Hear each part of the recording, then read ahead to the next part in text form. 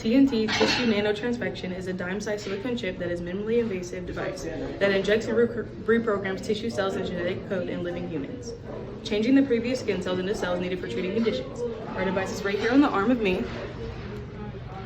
The process involves and works by sending tiny electrical pulses to target specific genes on the skin. Our device is better than fibroblast-based products, MSC-derived exosomes, and etc. because those devices can take months to years to work and they are not even fully guaranteed.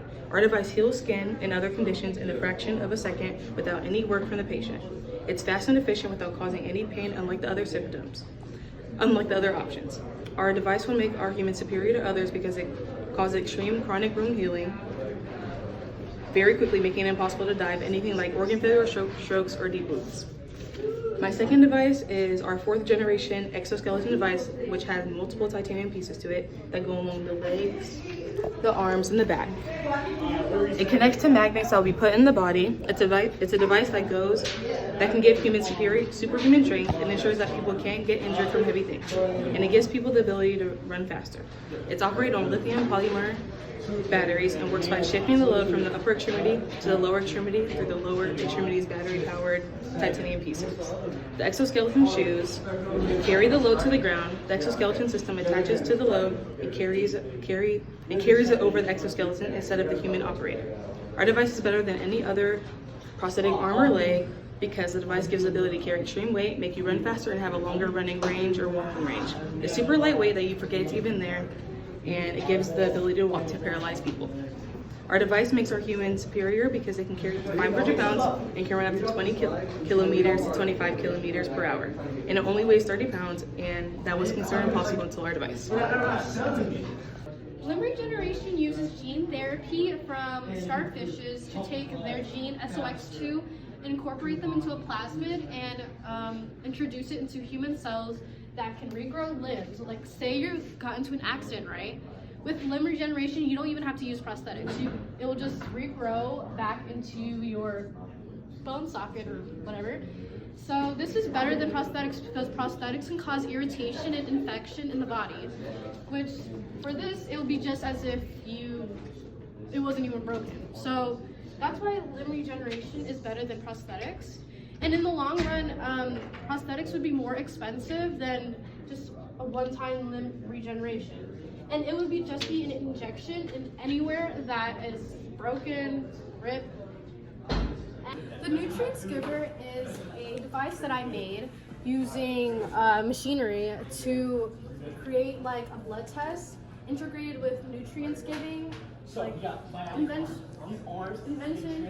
So basically, this needle gives you a blood test, and it shows your nutrients levels and what vitamins you need if you have nutrients deficiency.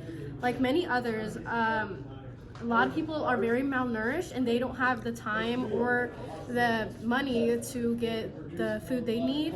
So with this, it gives you the vitamins you need without having to go to the store.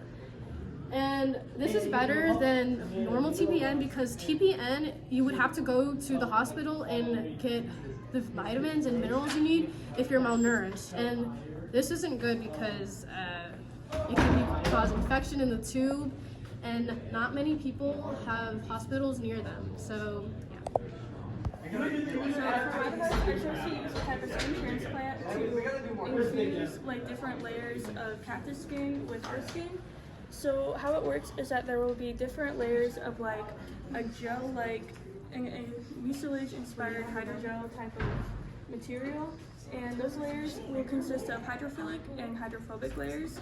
And so when we transplant them into our skin and add them to our layers, the hydrophilic will be able to absorb more water than we already can, and then it will travel down to the hydrophobic layer, and that hydrophobic layer will really help keep the water in our system and like help us store it longer. And it'll also prevent it from evaporating, like how cactuses are able to store their water for so long in the desert. It's because of that hydrophobic layer that they can do that. And so with a skin transplant and putting those layers and adding them to our skin and different parts of the body, like the hands, maybe the arms, or legs, just whatever part is more like utilized, or like whatever part can access more water better, would probably be the best option. And then the second one would Using a CRISPR-like device, a restriction enzyme, to cut genes from jellyfish to add them to our DNA sequence to help increase our life longevity.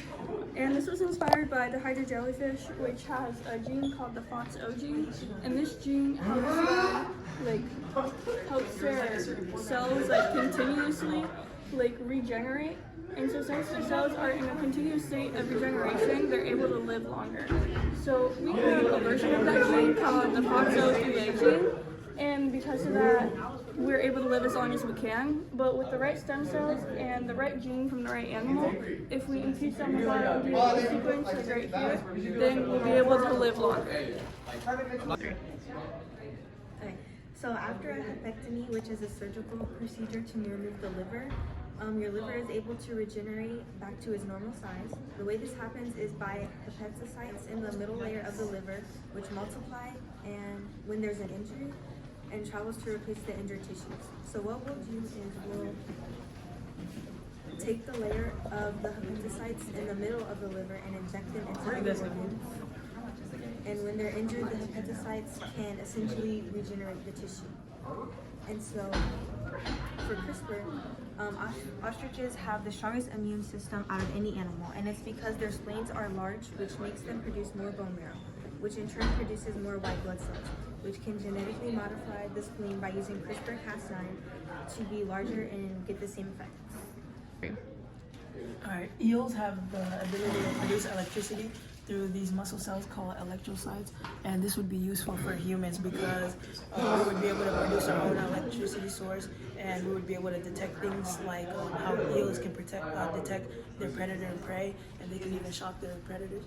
This would be useful because we would be able to get rid of battery pollution because we could create our own energy source to run machines.